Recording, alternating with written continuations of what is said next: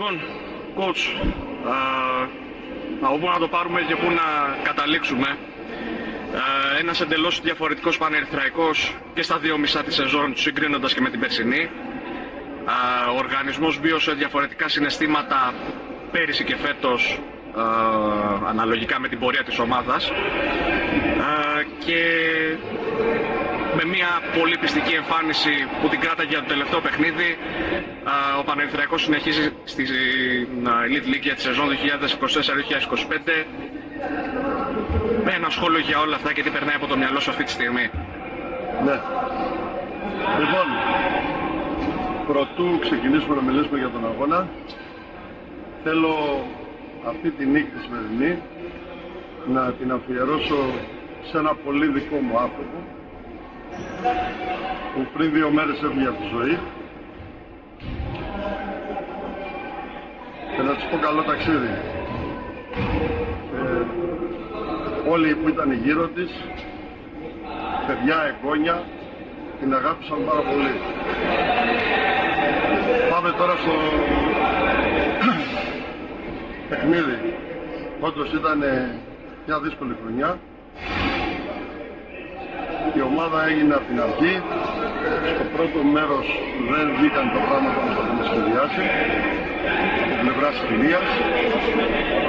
Παρ' όλα αυτά η διοίκηση, όπως όλα τα χρόνια, ο πρόεδρος, ο κ. Τσικόπουλος, ο κ. Γερβέας, ο κ. Χατζόπουλος, ο κ. Κατσιώτης, η κυρία Τζίτζη, όλοι αυτοί τέλος πάντων που τρέχουν το σύλλογο, στηρίξαμε, κάναμε αλλαγές, οι οποίες σίγουρα ήταν οι καλύτερες, φαίνεται και από τα αποτελέσματα, και φτάσαμε, αφού την τελευταία αγωνιστική θα μπορούσαμε να κερδίσουμε και να είμαστε στην 8η θέση.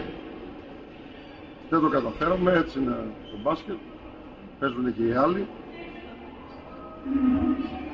Μπήκαμε στην ψυχοφόρα διαδικασία των play-out, έχοντας πάρει όμως το πλεονέκτημα έδρας. 3 παιχνίδια κλειστά. Το τρίτο δεν ήταν τόσο κλειστό, γιατί αυτή είναι η σημασία του πλεονεκτήματος έδρας, ότι η πίεση είναι μεγάλη και για τον αντίπαλο. Ενώ στο πρώτο παιχνίδι, που ήταν πολύ σημαντικό και ήταν κλειστό και έπρεπε εμείς να κερδίσουμε, το καταφέραμε, χάσαμε δύσκολα στον Εύβορο και ήρθαμε σήμερα εδώ, και αυτή είναι η δυναμική του πλεονεκτήματος. Τα καταφέραμε, η ομάδα συνεχίζει στην Elite League, είναι πολύ μεγάλη επιτυχία για το σύλλογο, με τη λογική που έχει, δηλαδή το να δίνει χώρο και χρόνο σε νέα παιδιά. Ήδη έχουν γίνει κινήσεις για την επόμενη χρονιά πάνω σε αυτό το πλάνο. Τις επόμενες μέρες θα ανακοινωθούν από το σύλλογο. Προχωράμε λοιπόν στο πλάνο μας. Τώρα θα ηρεμήσουμε, θα ξεκουραστούμε. Θέλω να πω στους παίκτες μου πολλά συγχαρητήρια.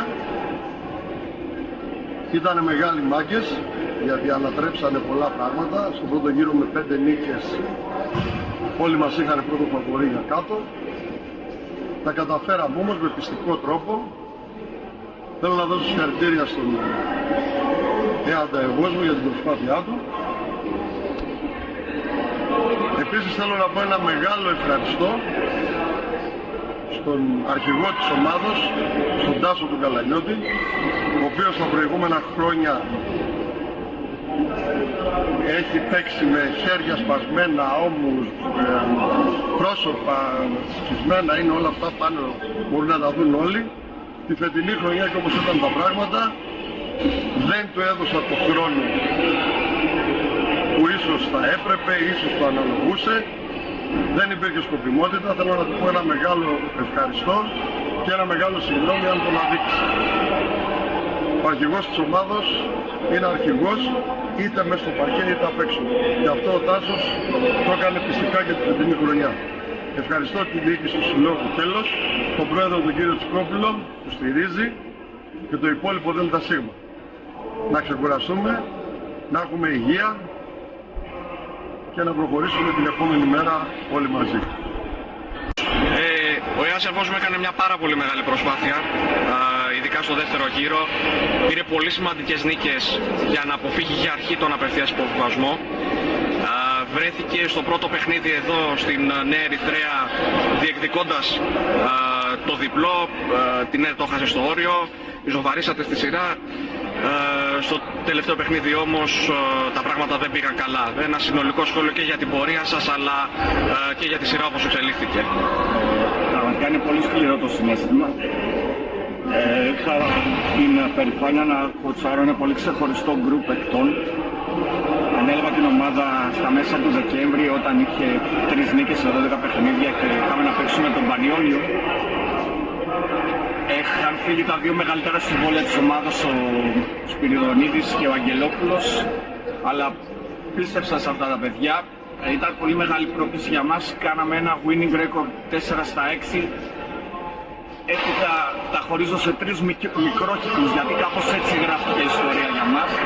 Έπειτα είχαμε ένα τσουνάμι τραυματισμών, παίξαμε όλο το Φλεβάρι με 2 εμβόλυμες εβδομάδες με σύνθεση ανάγκης. Είχαμε ένα 0-6 και όταν το group ξαναβρέθηκε μαζί, ξέραμε ότι αν και πέσαμε την πλάτη στον τοίχο, κάθε ήττα θα ήταν καταδικαστική.